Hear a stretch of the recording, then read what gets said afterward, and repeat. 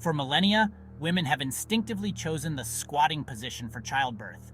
This ancient practice is deeply rooted in the natural instincts of the human body, allowing gravity to assist in the birthing process and providing a sense of control and empowerment to the birthing mother. Across cultures and continents, from the thatched huts of Africa to the temples of ancient Greece, squatting has been the posture of birth. This universal practice transcends geographical boundaries, showcasing the shared human experience of bringing new life into the world.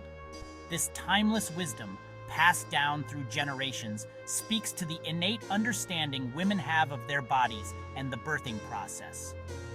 Mothers, grandmothers, and midwives have long shared their knowledge, ensuring that each new generation is equipped with the skills and confidence needed for childbirth. It is a testament to the power of intuition and the profound connection between women and the earth. The act of squatting during birth symbolizes a return to our roots, a harmonious alignment with the natural world that surrounds us. Squatting during labor and delivery is not a relic of the past, but a vital practice that modern society has largely forgotten.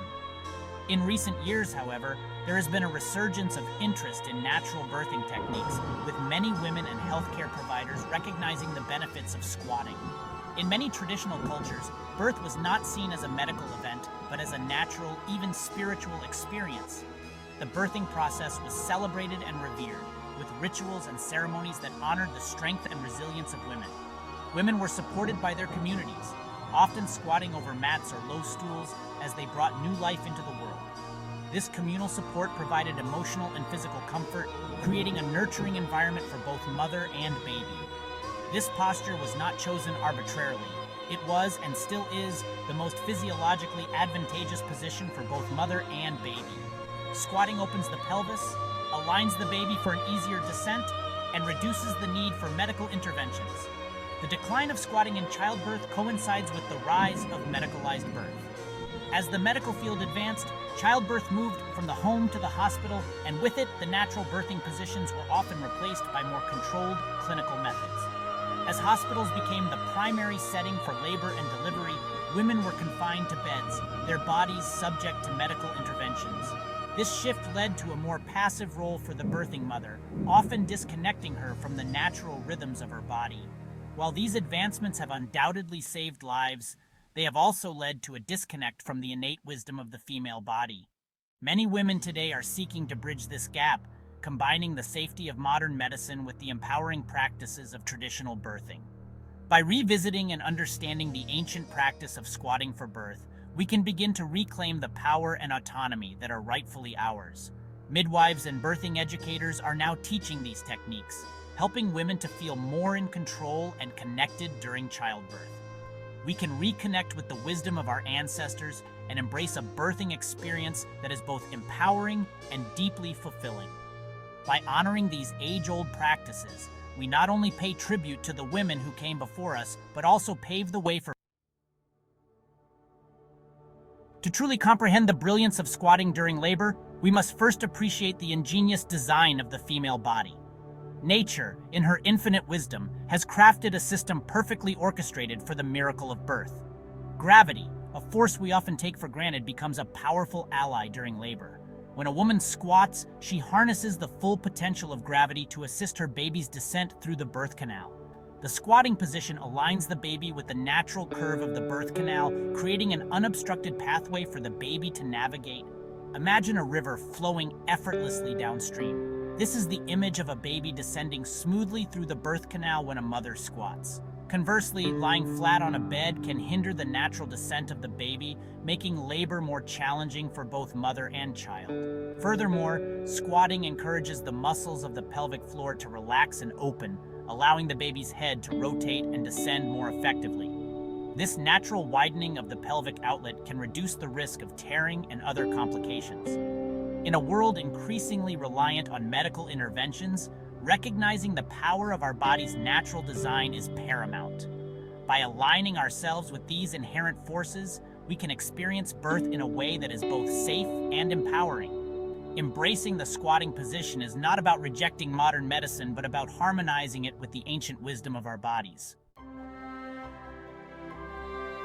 Picture the pelvis, not as a rigid, bony structure, but as a dynamic, adaptable gateway designed to expand and contract during labor. This flexibility is crucial for accommodating the passage of a baby during childbirth, making the pelvis a marvel of natural engineering. Squatting, unlike other positions, optimizes the space within the pelvis, creating a more spacious environment for the baby to navigate. This position leverages gravity, helping the baby to descend more easily and reducing the need for excessive pushing. This increased room is not insignificant. It can make all the difference in allowing the baby to descend comfortably and efficiently. The squatting position aligns the baby in the optimal position for birth, minimizing complications and easing the birthing process. Imagine a tightly closed fist slowly unfurling, each finger extending gracefully. This imagery helps us understand how the pelvic bones can open up, creating more space for the baby to pass through. This is akin to the way the pelvic bones subtly shift and open when a woman assumes a squatting position. The bones are not fixed. They are designed to move and adapt to facilitate childbirth. The sacrum, the triangular bone at the base of the spine, gently rotates backward, creating more room at the back of the pelvis. This backward rotation is a key component in increasing the pelvic diameter.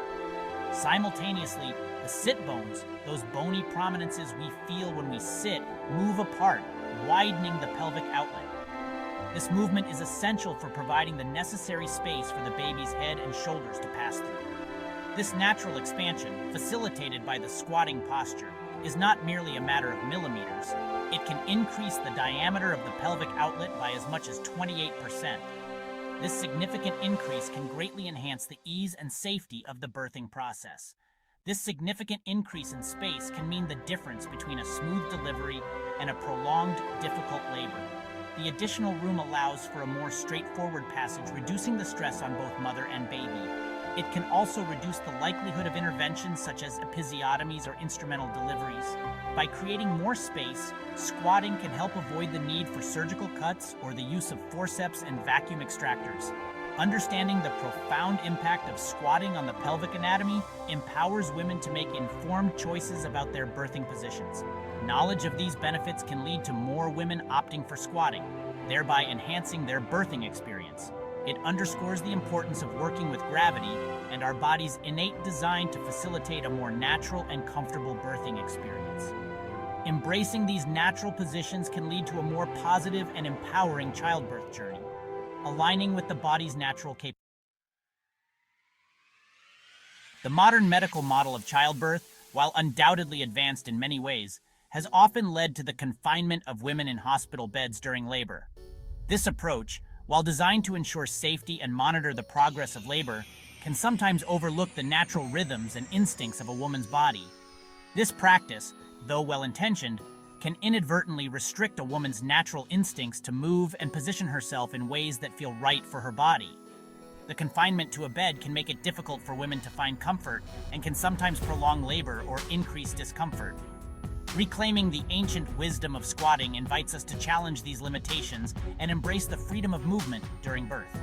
Squatting, a position that has been used for centuries, allows gravity to assist in the birthing process, potentially making labor shorter and less painful.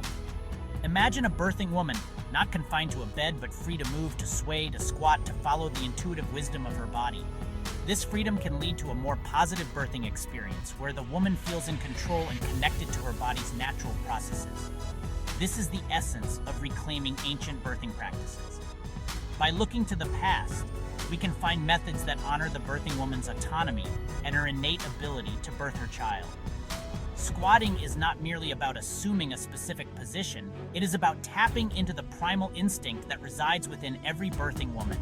This instinct, honed over millennia, guides her to move in ways that facilitate the birthing process. It is about trusting our bodies, believing in their inherent power to birth our babies. When women are encouraged to trust their instincts, they often find that their bodies know exactly what to do. In many cultures where squatting is still the norm for childbirth, women are encouraged to move freely throughout labor, to change positions instinctively as their bodies dictate. These cultures recognize the importance of allowing the birthing process to unfold naturally.